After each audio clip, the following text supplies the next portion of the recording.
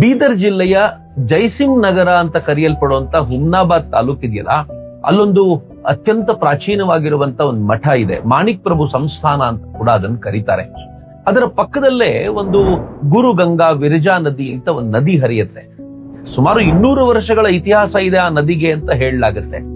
ಸ್ವಾತಂತ್ರ್ಯ ಶ್ರಾವಣವನ್ನ ಅಲ್ಲಿ ಆಚರಿಸುವಾಗ, ಆ ಮಠದ ಪ್ರಾಂಗಣದಲ್ಲಿ ನಾವು ಆಚರಿಸುವಾಗ ಆ ನದಿಯನ್ನ ನಾವು ನೋಡಿದ್ದು ನಮ್ಗೆ ತುಂಬಾ ಚೆನ್ನಾಗಿ ನೆನಪಿದೆ. ಆ ನದಿಯನ್ನ ಸ್ವಚ್ಛ ಮಾಡುವಾಗ, ಒಂದು ಸಣ್ಣ ಮಟ್ಟಿಗೆ ಸ್ವಚ್ಛ ಮಾಡುವಾಗ್ಲೂ ನಾವು ಖುಷಿ ಪಟ್ಟಿದ್ದಿದೆ. ಆದ್ರೆ ಇವತ್ತು ಆ ನದಿಯ ಪರಿಸ್ಥಿತಿ ಹೇಗಾಗ್ಬಿಟ್ಟಿದೆ ಅಂತಂದ್ರೆ, ಬೀದರ್ನಲ್ಲೆಲ್ಲ ತಲೆ ಎತ್ತಿರುವಂತ, ವಿಶೇಷವಾಗಿ ಜೈಸಿಂಹ ನಗರದಲ್ಲಿ ತಲೆ ಎತ್ತಿರುವಂತ ಕೆಲವು ಕೆಮಿಕಲ್ ಫ್ಯಾಕ್ಟರಿಗಳು ತಮ್ಮ ಫ್ಯಾಕ್ಟರಿಯ ಕೊಳಕು ನೀರನ್ನ ಆ ನದಿಗೆ ಬಿಟ್ಟು ಆ ನದಿಯನ್ನ ಪೂರ್ತಿ ಹಾಳು ಮಾಡಿಬಿಟ್ಟಿವೆ. ಆ ನದಿಯ ಪರಿಸ್ಥಿತಿ ನೋಡಿದ್ರೆ ಬಹಳ ಸಂಕಟ ಅನ್ಸತ್ತೆ. ಆ ನದಿಯ ನೀರು ಕಪ್ಪಾಗ್ಬಿಟ್ಟಿದೆ. ನಾವು ಊರ್ ತುಂಬಾ ಸ್ವಚ್ಛವಾಗಿರ್ಬೇಕು ಅಂತ ಮಾತನಾಡ್ತೀವಿ. ನಮ್ಮ ಕೆರೆಗಳನ್ನ, ನಮ್ಮ ನದಿಗಳನ್ನ, ನಮ್ಮ ಕಲ್ಯಾಣಿಗಳನ್ನ ಕ್ಲೀನ್ ಆಗಿ ಇಟ್ಕೋಬೇಕು ಅಂತ ನಾವು ಮಾತಾಡುವಂತ ಈ ಹೊತ್ತಿನಲ್ಲಿ ಅಷ್ಟು ಚೆನ್ನಾಗಿರುವಂತ ಒಂದು ನದಿಯನ್ನ ಹಾಳು ಮಾಡ್ಲಿಕ್ಕೆ ಮನಸ್ಸಾದ್ರೂ ಹೇಗ್ ಬರುತ್ತೆ ಅನ್ನೋದು ಬಹಳ ಗಂಭೀರವಾಗಿರುವಂತ ಪ್ರಶ್ನೆ. ಹಾಳಾಗೋದು ನದಿ ಮಾತ್ರ ತಾನೇ, ನನಗೇನಾಗ್ಬೇಕು ಅಂತ ಯಾರಾದ್ರೂ ಏನಾದ್ರೂ ಅಂದ್ಕೊಂಡ್ರೆ ನಿಜವಾಗ್ಲೂ ಅನ್ಯಾಯವೇ. ಯಾಕೆ ಅಂತಂದ್ರೆ ಇದು ನದಿ ಮಾತ್ರ ಹಾಳಾಗೋದಿಲ್ಲ, ಆ ನದಿಯ ನೀರು ಅದು ಪರ್ಕೋಲೇಟ್ ಆಗತ್ತೆ, ಅದು ಹನಿ ಹನಿಯಾಗಿ ಭೂಮಿಯ ಒಳಗ್ ಸೇರ್ಕೊಳ್ಳುತ್ತೆ.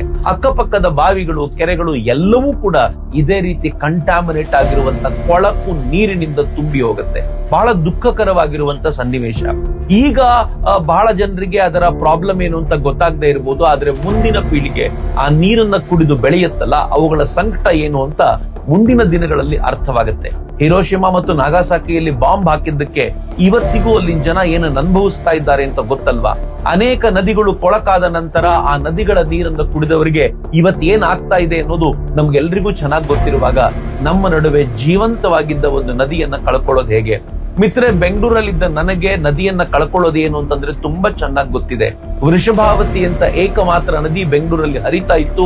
ಅದು ಕಾಲಕ್ರಮದಲ್ಲಿ ಕೆಂಗೇರಿ ಮೋರಿ ಆಯಿತು. ಅದನ್ನು ಉಳಿಸಬೇಕು ಅಂತ ನಾವು ರನ್ ಮಾಡಿದ್ವಿ, ಒಂದಷ್ಟು ಸ್ವಚ್ಛತಾ ಕಾರ್ಯಕ್ರಮಗಳನ್ನು ಮಾಡಿದ್ವಿ. ಇವತ್ತು ಅದನ್ನು ಉಳಿಸ್ಕೊಳ್ಳಿಕ್ ಸಾಧ್ಯವೇ ಆಗೋದಿಲ್ವೇನೋ ಎನ್ನುವಂತ ಸಂಕಟದಲ್ಲಿ ಬದುಕ್ತಾ ಇದ್ದೀವಿ. ಅಂತದ್ರಲ್ಲಿ ಬೀದರ್ನ ಜನ ತಮ್ಮ ನಡುವೆ ಹರಿತಾ ಇರುವಂತ ಈ ನದಿಯನ್ನ ಕಳ್ಕೊಳ್ಳೋದು ಅಂತಂದ್ರೆ ನಿಜಕ್ಕೂ ದೌರ್ಭಾಗ್ಯವೇ ಸರಿ. ನಾನು ಅಥಾರಿಟೀಸ್ ಹತ್ರ ಅರ್ಜಿ ಮಾಡ್ತೀನಿ, ದಯಮಾಡಿ ಈ ನದಿಯನ್ನ ಉಳಿಸೋದಕ್ಕೆ ಬೇಕಾಗಿರುವಂತ ಪ್ರಯತ್ನವನ್ನ ಮಾಡಿ. ಅಕಸ್ಮಾತ್ ನೀವು ಮಾಡ್ಲಿಲ್ಲ ಅಂತಂದ್ರೆ ಅದೊಂದು ಹೋರಾಟದ ಸ್ವರೂಪಕ್ಕೆ ತೆಗೆದುಕೊಳ್ಳುತ್ತೆ. ನಾನು ಮತ್ತು ನನ್ನಂತ ಸಾವಿರಾರು ಜನ ಪರಿಸರದ ಕಾರ್ಯಕರ್ತರು ಅಲ್ಲಿಗೆ ಧಾವಿಸ್ತೀವಿ ಎನ್ನುವಂತ ಎಚ್ಚರಿಕೆಯನ್ನು ಕೂಡ ಕೊಡಬೇಕಾಗುತ್ತೆ. ಹೀಗಾಗಿ ನಾನು ಕಳಕಳಿಯಿಂದ ಕೇಳ್ಕೊಳ್ತೀನಿ, ಜೈಸಿಂಹ ನಗರದ ಜನ ಜೊತೆಯಾಗಿ ಬನ್ನಿ. ನಾವೆಲ್ಲರೂ ಸೇರಿ ನಮ್ಮ ನಡುವೆ ಜೀವಂತವಾಗಿ ಹರಿಯುವಂತ ನದಿಯನ್ನ ಕೊಳಕು ಮಾಡದೆ ಉಳಿಸಿಕೊಳ್ಳುವ ಪ್ರಯತ್ನ ಮಾಡೋಣ. ಇದಕ್ಕೋಸ್ಕರ ಯಾರ್ಯಾರು ಹೋರಾಟ ಮಾಡ್ತಾ ಇದ್ದಾರೋ ಅವ್ರಿಗೆಲ್ರಿಗೂ ನಾನು ಭರವಸೆ ಕೊಡ್ಲಿಕ್ಕೆ ಇಚ್ಛೆ ಪಡ್ತೀನಿ. ಈ ಹೋರಾಟದಲ್ಲಿ ನಾನು ಜೊತೆಯಲ್ಲಿದ್ದೀನಿ. ನಾವೆಲ್ಲರೂ ಸೇರಿ ಈ ನದಿಯನ್ನ ಉಳಿಸ್ಕೊಳ್ಳೋಣ.